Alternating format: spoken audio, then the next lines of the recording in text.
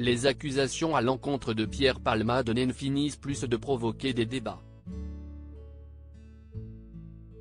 Ce mardi 21 février sur Touche pas à mon poste, Karl Zéro était invité à s'exprimer sur les enquêtes ouvertes sur l'humoriste qui a provoqué un grave accident de voiture en Seine-et-Marne le 10 février dernier.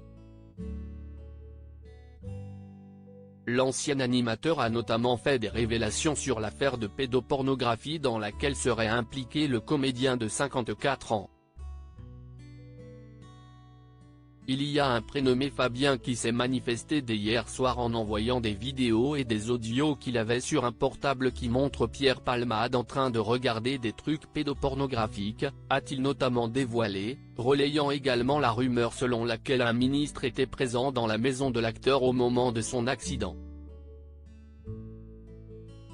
Cette intervention, diffusée à une heure de grande écoute, a été vivement critiquée par Jean-Michel Apathy sur Twitter.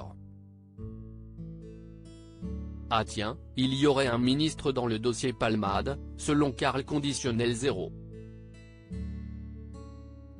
Il y aurait aussi un jockey, un cuisinier, un couturier, un bijoutier, un lavandier et un raton laveur. Misère de la télévision. Étonnant, non ? A ironisé le journaliste de 64 ans sur le réseau social, pointant l'imprudence de son ex-confrère en partageant ce qui ne sont que des rumeurs infondées pour le moment. Supérieur à Pierre Palmade, François Cluzet, Benoît Magimel, les stars sans tabou sur leurs addictions. Pierre Palmade visé par 3 enquêtes judiciaires. Les zones d'ombre sur les affaires autour de Pierre Palmade restent en effet encore très nombreuses. Alors que l'ami de Muriel Robin a été mis en examen, placé dans un service d'addictologie et mis sous surveillance avec un bracelet électronique le 17 février dernier, les témoignages de 2 hommes affirmant avoir la preuve que le comédien détient des contenus pédopornographiques, ont émergé ces derniers jours.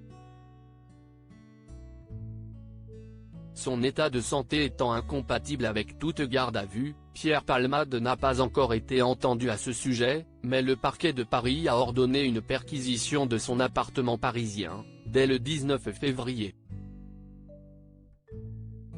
Une décision à la rapidité exceptionnelle selon un avocat pénaliste venu s'exprimer sur BFM TV dès ce lundi. Les 2 hommes accusant le complice sur scène de Michel Larocque ont toutefois été entendus par les autorités. L'un d'entre eux aurait transmis les vidéos et audios en question à la brigade en mineurs, en vue d'une vérification, annonçait BFM TV ce mardi.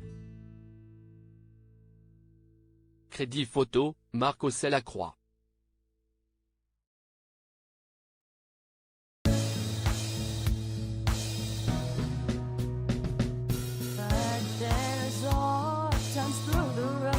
I think you